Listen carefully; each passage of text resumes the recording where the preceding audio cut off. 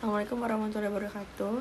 Perkenalkan, nama saya Rika Azizah. Saya dari kelas C2 Ilmu Komunikasi. Jadi di sini saya mau membuat tugas video tentang kebenaran ilmu komunikasi yang diawali dengan pengertian ilmu komunikasi, yang pengertian filsafat maksud saya. Jadi filsafat komunikasi adalah disiplin yang menelaah secara mendalam mengenai teori dan proses komunikasi dari berbagai sudut pandang. Dari berbagai sudut pandang keilmuan. Di sini contohnya menurut Prof. Onong Uchiha Effendi, filsafat komunikasi merupakan kajian yang mendalam dan mendasar tentang hakikat ilmu komunikasi sebagai sebuah ilmu pengetahuan yang utuh. Itu pengertian dari filsafat komunikasi menurut Prof. Onong Uchiha. Terus aku mau bahas tentang kriteria kebenaran dalam teori komunikasi. Di sini ada 4. Yang pertama ada epistemologi, yang kedua ontologi, yang ketiga aksiologi. Nah, yang pertama ada epistemologi. Apa itu epistemologi? Epistemologi adalah perkataan tentang bagaimana kita mengetahui apa yang kita ketahui dalam komunikasi. Nah, hal ini tuh mencangkup pemahaman tentang pengetahuan yang sah dan bagaimana pengetahuan tersebut dibentuk. Itu untuk pengertian epistemologi. Selanjutnya ada ontologi, yang dimana ontologi ini menyelidiki sifat realitas dalam komunikasi. Apakah komunikasi yang kita lakukan ini bersifat objektif atau subjektif itu ke depannya. Nah, ini tuh menjadi penting untuk memahami bagaimana individu berinteraksi dan membangun makna dalam konteks sosial. Selanjutnya ada aksiologi. Aksiologi itu mengkaji nilai-nilai etis dalam komunikasi, kayak batasan etis yang harus dijunjung tinggi dalam proses komunikasi. Kayak kita tuh berkomunikasi itu tetap ada batasannya, ada boundariesnya gitu.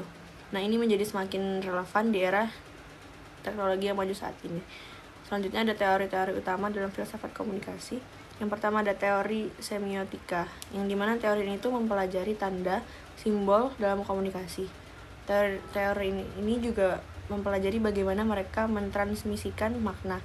Teori ini membantu kita memahami hubungan antara tanda, pengertian, dan realitas. Selanjutnya ada teori pragmatik. Teori pragmatik ini menekankan pentingnya konteks dan konsekuensi dalam menentukan makna. Nah, makna ini kayak makna sebuah ucapan tidak hanya bergantung pada struktur bahasa, tapi juga pada efeknya dalam situasi tersebut. Dan yang terakhir ada teori hermeneutika. Nah, teori ini tuh berfokus pada interpretasi dan pemahaman pesan.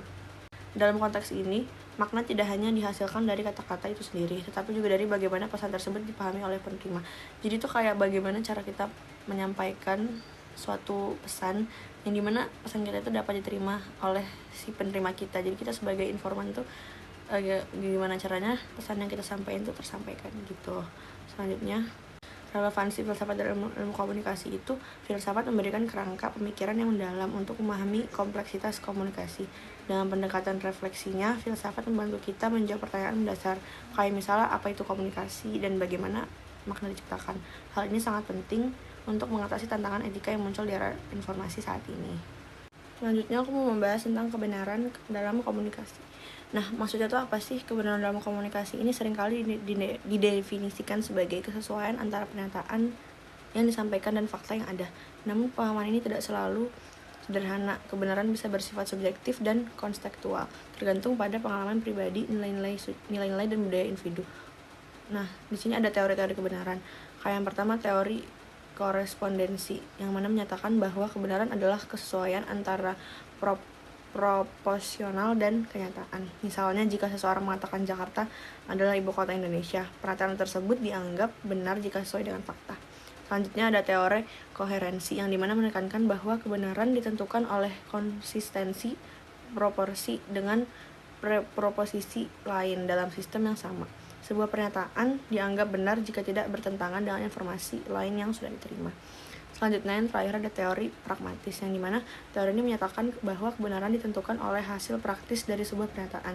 Jika suatu pernyataan efektif dalam mencapai tujuan komunikasi, maka pernyataan tersebut dianggap benar. Begitu. Jadi kebenaran dalam komunikasi itu merupakan konsep yang kompleks, dipengaruhi oleh berbagai faktor termasuk konteks sosial, budaya, dan teknologi.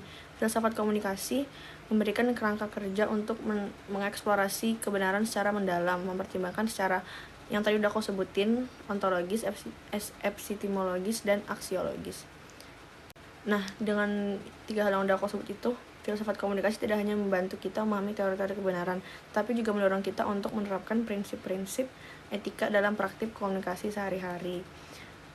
Dengan demikian, memahami kebenaran dan perspektif filosofis, kita dapat lebih baik untuk mengevaluasi praktik komunikasi kita dalam kehidupan sehari-hari dan berusaha untuk menciptakan interaksi yang lebih etis dan bermakna di masyarakat.